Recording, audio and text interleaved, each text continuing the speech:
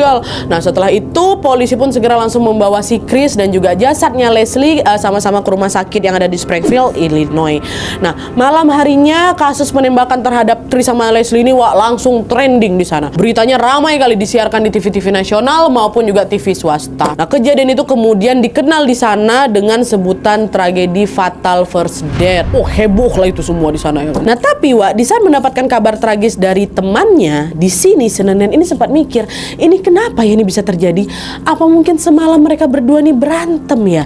Tapi nggak mungkin lah. Masa mereka kencan bawa senjata api? Apa jangan-jangan ada orang lain yang nembak mereka nih?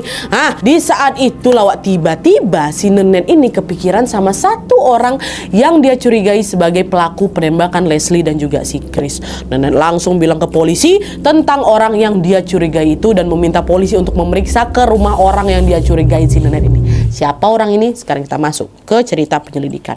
Ya.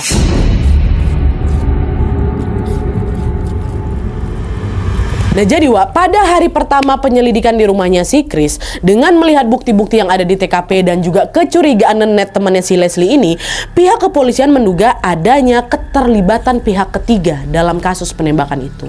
Tapi mereka ini belum mendapatkan petunjuk pasti nih terkait siapa nih pelakunya. Cuman di saat yang sama, Amy Steinhardt, salah satu teman dekatnya Leslie yang mendengar berita penembakan kawannya di TV ini langsung hubungin polisi juga. Nah sama seperti nenek Amy ini juga menyerahkan satu nama yang dia curigai sebagai pelaku. Amy teringat beberapa minggu sebelum kejadian ini, Leslie ini pernah bilang kalau dia nengok mantan pacarnya yang bernama Robert Tart atau yang lebih dikenal dengan nama Bobby Tart muncul lagi di sekitarnya dia waktu si Leslie ini lagi berkencan sama seorang pria. Tapi pria ini bukan si Chris ya. Entah apa permasalahan di antara mereka berdua, tapi yang jelas Leslie ini juga pernah bilang ke si Amy kalau dia takut suatu hari nanti Bobby ini bakal ngedatangin dia lagi dengan niat mau ngakhirin hidupnya. Makanya Leslie pun memutuskan, dia langsung memutus segala kontak dengan si Bobby, termasuk kontak emailnya, kontak Facebooknya, apalagi kontak teleponnya. Nah karena Amy ingat sama ceritanya Leslie ini, disitulah Amy ini memutuskan untuk melaporkan si Bobby Tart ini ke polisi Dan di saat Amy menelpon polisi, ternyata pihak kepolisian Montgomery County udah pergi duluan ke rumah si Bobby. Kenapa? Karena rupanya nenek sudah lebih dulu melaporkan Bobby Tart ke pihak kepolisian. Sama seperti Amy orang yang dicurigai sama si nenek ini, ya inilah si Bobby Tart. Karena sama Leslie pernah cerita sama si nenek kalau dia ini lagi menghindari Bobby, dan dia juga udah mutusin semua kontak dari si Bobby. Nggak dijelasin detail sih kenapa si Leslie pengen menghindar sama si Bobby, tapi yang jelas pasti ada sesuatu nih di antara mereka berdua kan. Makanya si nenek ini langsung kepikiran buat ngelaporin Bobby Tart ke polisi. Kau udah takut kayak gitu? Udah lah nih, pihak kepolisian pun langsung nyampe ke rumahnya si Bobby yang ada di Collinsville, jaraknya sekitar 1 jam perjalanan dari lokasi penembakan dari rumahnya si Chris. Sesampainya di sana, rupanya Bobby ada di rumah Nah waktu itu polisi nggak langsung bilang nih soal peristiwa penembakan yang ada di Farmersville tuh. Mereka nggak ngomong gitu dulu. Mereka cuman bilang mereka butuh kesaksiannya si Bobby atas sebuah kasus. Itu aja yang mereka bilang. Dan tanpa banyak bertanya Bobby langsung setuju. Dia langsung ikut nih pergi ke kantor polisi. Dan pada saat itu anak Bobby juga nih yang namanya Shelby, perempuan umurnya udah 17 tahun, diminta juga sama polisi untuk ikut guna memberikan kesaksian juga kayak gitu. Diajak lah nih si Bobby sama si Shelby anaknya kan. Sesampainya di kantor kepolisian Montgomery County, Bobby dan Shelby langsung dibawa ke ruang interogasi terpisah Pada saat memasuki ruang interogasi, Bobby bersikap tenang kali dia Dia menjawab seluruh pertanyaan yang diajukan sama tim penyidik tanpa merasa ada rasa tertekan atau grogi gitu. Nggak, tenang deh. Awalnya polisi menanyakan hubungan dia sama si Leslie kan.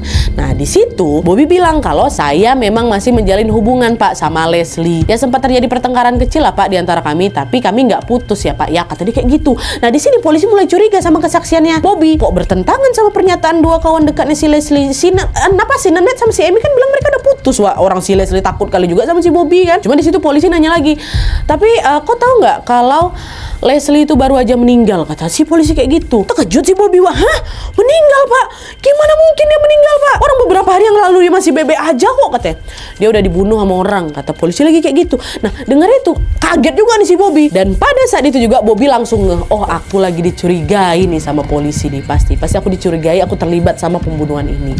Dan belum sempat si Bobby berkomentar panjang polisi udah nanya lagi, kok tahu desa Farmersville nggak? Katanya, oh enggak Pak, saya nggak tahu. Kok kemarin malam kemana? Saya ke rumah teman saya ngambil titipan uang sekitar jam 6:30 malam Pak. Abis itu saya balik ke rumah, udah saya nggak kemana-mana lagi, kata gitu. Terus kenapa tengah malam kemarin mobil kok mampir ke pom bensin dekat Farmersville, kata polisi, Wak. Nah, waktu itu polisi bisa ngomong kayak gini karena polisi menemukan bukti CCTV yang ngerekam mobil Bobby berada di pom bensin yang tidak jauh dari Farmersville atau dari rumahnya si Chris. Bahkan polisi juga menemukan bukti struk pembelian bensin itu. Makanya polisi coba pastikan hal itu sama si Bobby kan, Wak. Apa mobilku ada di pom bensin? Di situ Bobby jawab, saya nggak ke pom bensin apa? Saya di rumah setelah balik dari rumah teman saya tuh. Bapak salah mobil tuh, bukan mobil saya tuh, kata si Bobby kayak gitu. Pokoknya di sini tuh Bobby nih kekali lah, Wak, bilang kalau saya setelah pergi dari rumahnya saya udah nggak kemana-mana gitu. Nah, sementara itu di ruang yang lain polisi juga meminta kesaksian siapa? Kesaksian Shelby, anaknya si Bobby. Di ruangan itu Shelby pun menceritakan tentang keberadaan bapaknya di malam saat penembakan terjadi. Nah, menurut kesaksiannya si Shelby, Wak, di malam itu bapaknya ini atau si Bobby ini keluar rumah 2 kali, nggak sekali. Pertama, dia pergi keluar rumah jam setengah 7 malam itu, betul. Terus dia pulang sekitar 30 menit kemudian lah, jam 7 malam udah balik rumah. Lalu Bobby keluar rumah lagi sekitar jam 9:15 malam. Shelby juga bilang kalau kondisi bapaknya waktu pulang yang kedua waktu itu kelihatan sedih kali, kesal kali, bahkan bapakku nangis Pak waktu balik dari pulang kedua tuh. Cuman waktu itu Shelby ini terlalu nggak peduli, Wak, sama hal itu. Dia balik masuk ke dalam kamar yang untuk tidur. Nah, terus sekitar jam 2:45 malam nih, Wak, tengah dini hari lah gitu, Bobby tiba-tiba ngebangunin Shelby. Shell bangun, Shell, kata dia kayak gitu. Dan saat itu Shelby ngelihat bapak macam gelisah kali, Wak. Dia jalan mondar-mandir terus kelihatannya macam nggak bisa tidur gitu loh. Tapi lagi-lagi di sini Shelby tuh nggak peduli, ya udah apaan, mau tidur lagi, lanjut tidur. Nah, dari hasil interogasi Shelby ini, Wak, polisi nangkep kalau kesaksiannya Bobby sama si Shelby ini tidak sinkron, tidak cocok. Di interogasinya Bobby kalau di malam itu dia cuma keluar sekali aja, itu pun ke rumah temannya ya kan. Tapi anaknya bilang apa? Kau keluarnya 2 kali, setelah kau balik kau pergi lagi. Nah, gara-gara ini polisi balik nginterogasi si Bobby juga di ruangan itu.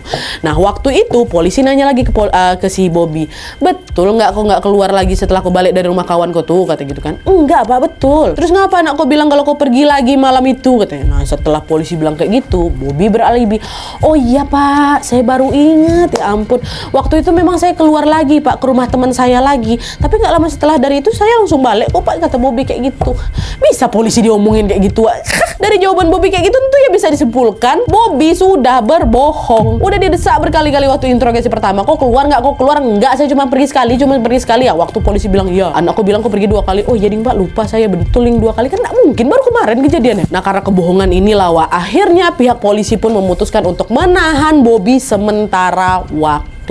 Selain untuk bisa keperluan penyelidikan lebih lanjut, Wak, polisi juga mengkhawatirkan keamanannya si Chris. Chris kan masih dirawat di rumah sakit kan, Wak. Kalau Bobby ini betul-betul pelakunya, si Chris yang masih dirawat ini kan tentu bisa terancam nyawanya. Dia saksi kunci ya. Untung si Chris masih hidup, Wak. Ngapa nggak langsung nanya sama si Chris aja? Nah, dia kan masih hidup. Dia kritis, Wak, kepala ditembak, menurut kalian bisa ditanya-tanya.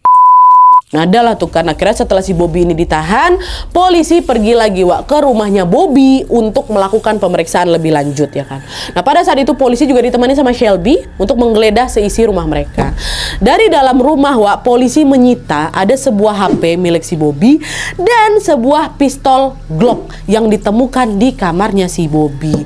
Shelby bilang, Pak, bapak saya itu punya 2 senjata api, Pak. Satu itu pistol Glock, satu lagi pistol besar. Saya nggak tahu jenisnya apa, tapi saya pernah lihat pistol itu ditaruh di kaos kaki bapak saya, kata gitu.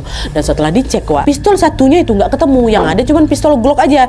Dan pistol Glock ini waktu diperiksa sama peluru yang ditemukan di rumahnya si Chris atau di TKP, Wak, pelurunya nggak cocok sama pistol Glock. Jadi polisi berpikiran mungkin si Bobby ya pakai pistol yang satu lagi itu, Wak. Cuman waktu udah dicari kemana-mana, udah digeledah rumahnya si Bobby lebih jauh, polisi tidak menemukan satu pistol lagi. Dah nggak berhenti di situ, polisi selanjutnya memeriksa area pekarangan rumahnya Bobby, Wak. Di sana mereka juga tidak menemukan barang-barang bukti apapun. Polisi ngecek juga mobilnya si Bobby, di dalam mobilnya juga bersih kali, nggak ada bercak darah maupun senjata api. Jadi di sini polisi cuma bisa menyita 1 HP sama 1 pistol Glock-nya si Bobby itu, buat diperiksa lebih lanjut. Dan setelah melakukan penyelidikan di TKP, di pistol Glock, polisi kembali memeriksa isi HP-nya si Bobby.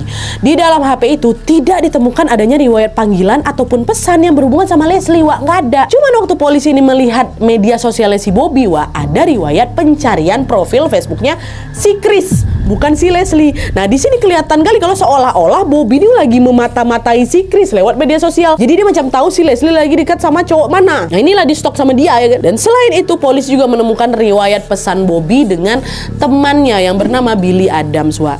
Dalam pesan itu dia bilang, Wak, kayaknya dia